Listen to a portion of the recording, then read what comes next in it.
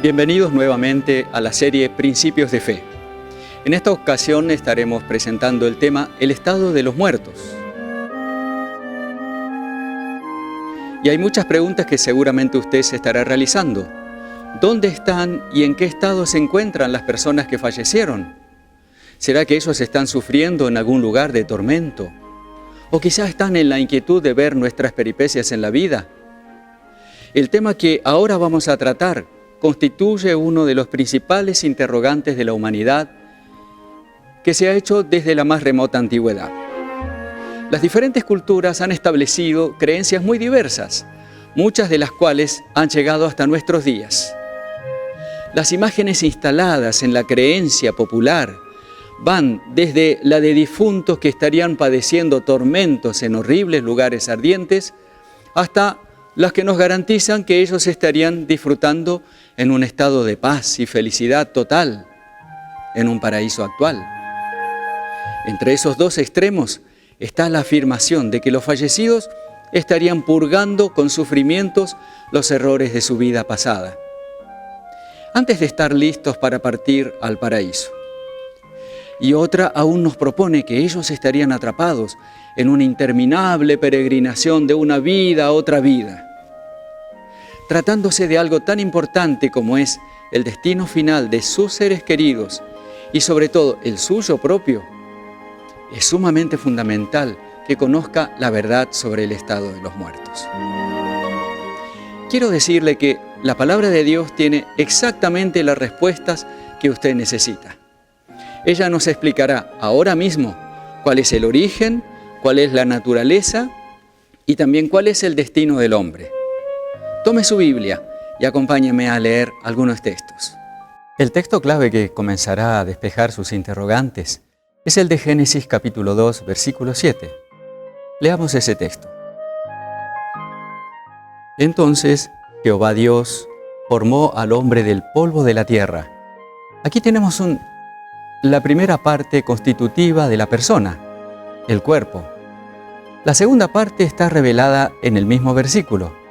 Y dice ahí, y sopló en su nariz aliento de vida, y fue el hombre un ser viviente. Es muy claro que la forma inanimada cobró vida únicamente después de que Dios sopló en ella el aliento de vida. Recién entonces, ella se transformó en un ser o alma viviente. Con esto vemos que el hombre no recibe un alma, él es un alma. El texto original hebreo confirma esto. La expresión Nefesh Haya, traducida en varias versiones de la Biblia como alma viviente, se refiere al ser humano como tal y no a una parte que lo constituye. Esta expresión aparece 7 veces en el original hebreo de las Escrituras y se la usa, por ejemplo, en Génesis capítulo 1, versículo 24, donde se la traduce como seres vivientes. La palabra Nefesh aparece en el Antiguo Testamento hebreo 755 veces. En casi la mitad de ellas se la traduce como alma. Otras veces está traducida como vida, persona, voluntad, reforzando aún más la idea de que el hombre no recibe un alma, sino que él es un alma viviente. Considerando esto, podríamos ilustrar la profunda verdad de la existencia de la vida a través de una sencilla operación. La parte física o cuerpo recibe el soplo y, como resultado, es un alma viviente. Si esto es muy claro en relación al ser humano, podríamos preguntarnos si otros seres, además del hombre, tienen también aliento de vida. La respuesta es afirmativa. Permítame leerle en Génesis capítulo 7, versículos 21 y 22. Y murió toda carne que se mueve sobre la tierra, así de aves como de ganado y de bestias, y de todo reptil que se arrastra sobre la tierra, y todo hombre, todo lo que tenía aliento de espíritu de vida en sus narices, todo lo que había en la tierra, murió. Aquí vemos que también los animales son seres vivientes, por tener el aliento de vida. A diferencia de otras formas de vida, ellos comparten con el ser humano esta característica. Al mismo tiempo, este texto que leímos nos introduce en la cuestión de la muerte. Si en el contexto de la revelación bíblica vemos que si alma viviente es el resultado de cuerpo más soplo de vida, entonces muerte es el resultado de cuerpo menos soplo de vida. Vamos a confirmarlo con la Biblia. Leamos en Eclesiastés capítulo 12, versículo 7. Y el polvo vuelva a la tierra como era, y el espíritu vuelva a Dios que lo dio. Aquí encontramos la clave de lo que pasa cuando muere un ser viviente. El espíritu o soplo de vida vuelve a Dios, y el cuerpo vuelve a la tierra, de donde provino. Usted se preguntará, ¿qué pasa entonces con el alma? Simplemente deja de ser, siendo que ella es el resultado de la unión de los dos elementos anteriores. Al separarse estos, simplemente deja de existir. Aquí también tenemos que dirigirnos al hebreo, donde encontramos que la palabra traducida como espíritu viene del original ruach y significa espíritu, aliento de la boca, soplo de la nariz, resoplido, aire en movimiento, y también de la palabra sujé, que significa ánimo, aliento, vida, principio vital que se manifiesta en el aliento de la boca o de la nariz. Ya vemos que las ideas son relacionadas. También significa la mente, el espíritu racional, el asiento de los sentidos, los efectos, las emociones de diversas clases, modos de pensar, voluntad, determinación.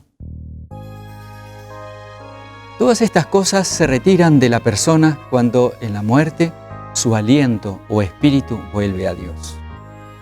Su cuerpo queda inerte, desprovisto de todas las características de un ser viviente, porque ha dejado de ser un alma viviente. ¿Dónde están entonces los muertos? Allí donde Dios ha dispuesto que estén los cuerpos a los cuales se les retiró el aliento de vida, en el polvo de la tierra. Posiblemente esto los sorprenda, porque la idea general es que ellos están en el paraíso alabando a Dios. Pero los justos que mueren no van allá inmediatamente. La Biblia es muy clara en eso. Refiriéndose al rey David, un hombre que había muerto aprobado por Dios, dice en el libro de los Hechos, capítulo 2, versículo 34, porque David no subió a los cielos. También leemos en Salmo capítulo 115, versículo 17, no alabarán los muertos a Jah, ni cuantos descienden al silencio. Cuando el hombre muere, cesan sus pensamientos.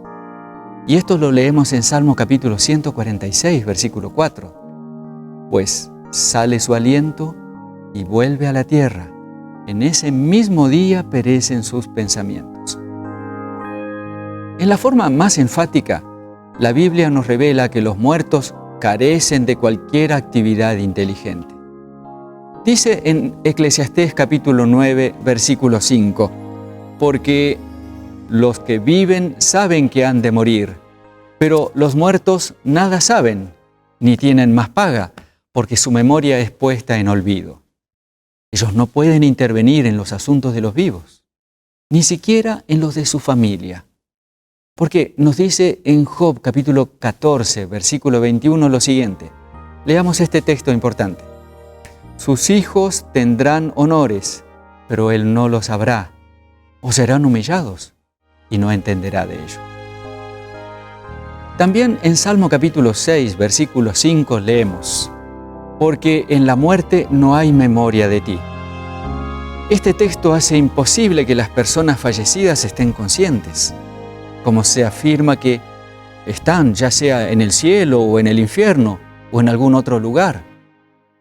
Es posible que usted esté pensando en la parábola del hombre rico y Lázaro, de Lucas capítulo 16.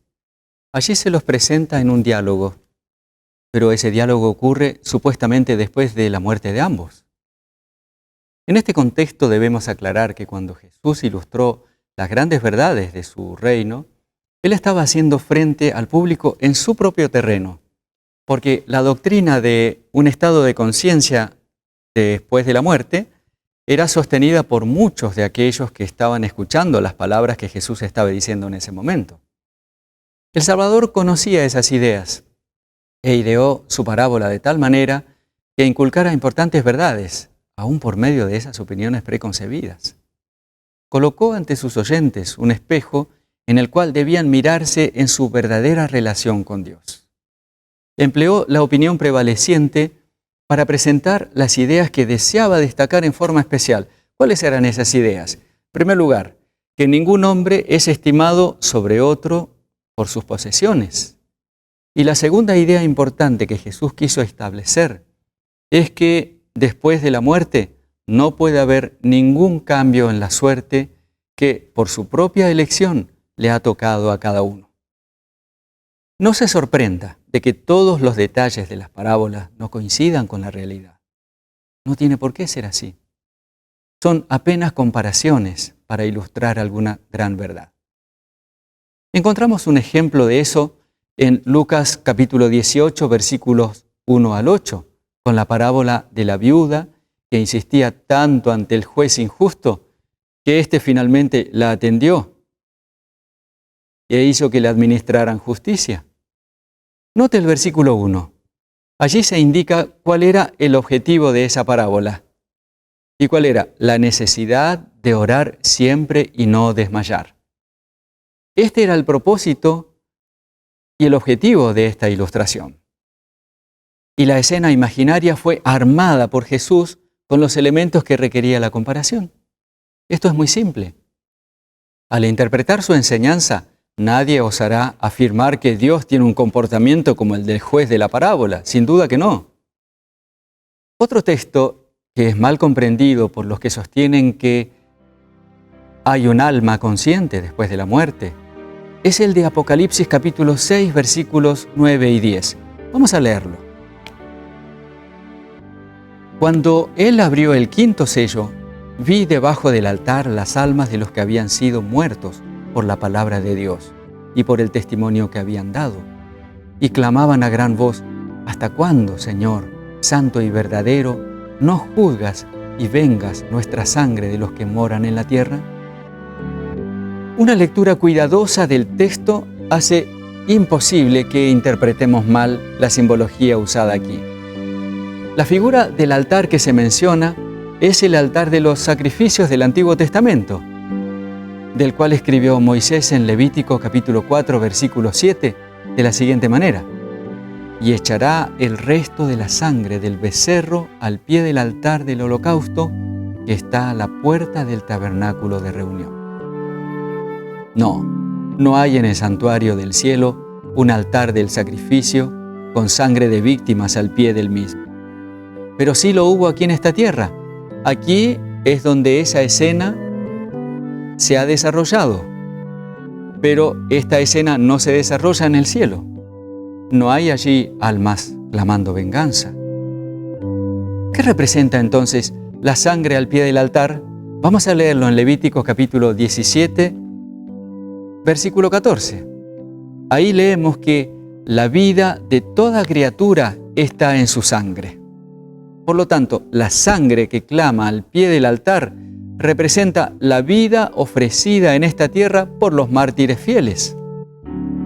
La figura usada al decir que clama es compatible con la usada en Génesis capítulo 4, versículo 10.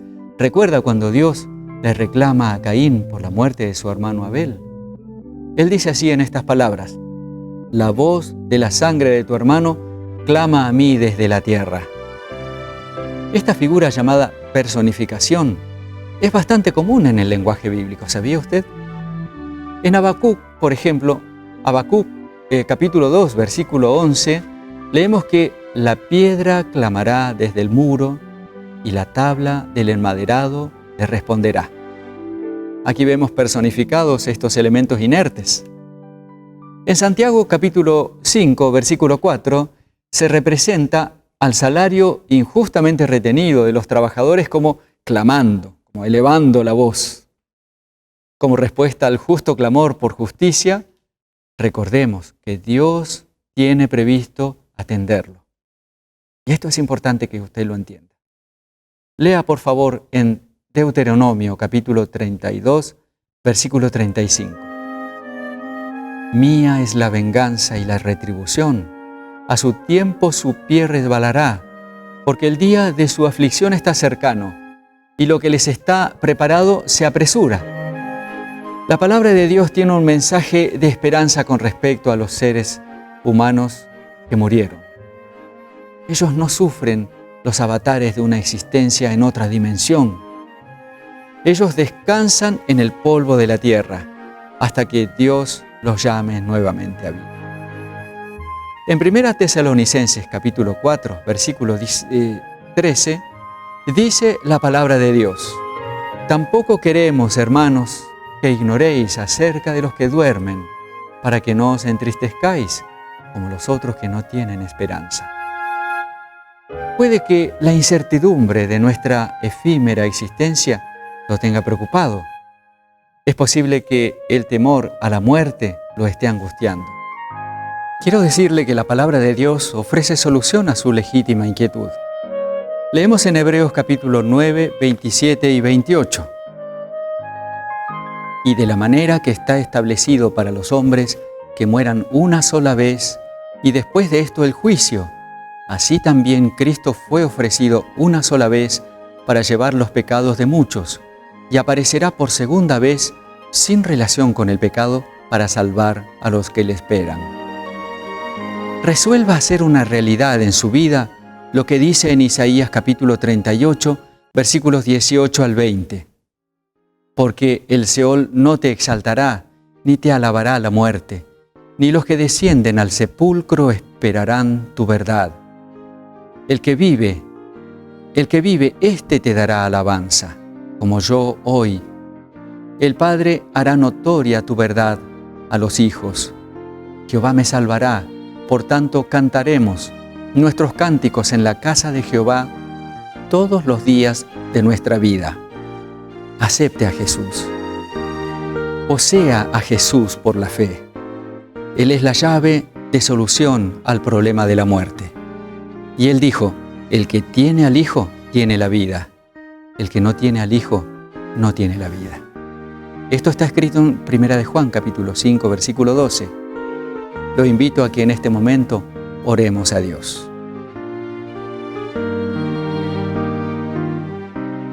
Nuestro Padre cariñoso, pedimos en esta hora tu santa bendición sobre cada uno de nosotros. Quiero pedir, Señor, tu gracia abundante sobre cada uno de los que están viendo este film. Te quiero suplicar, Señor, tu bendición para que podamos entender el significado de la vida, la seriedad de la muerte y también tu promesa respecto a la resurrección. Lo pedimos todo en el nombre del Salvador Jesús. Amén.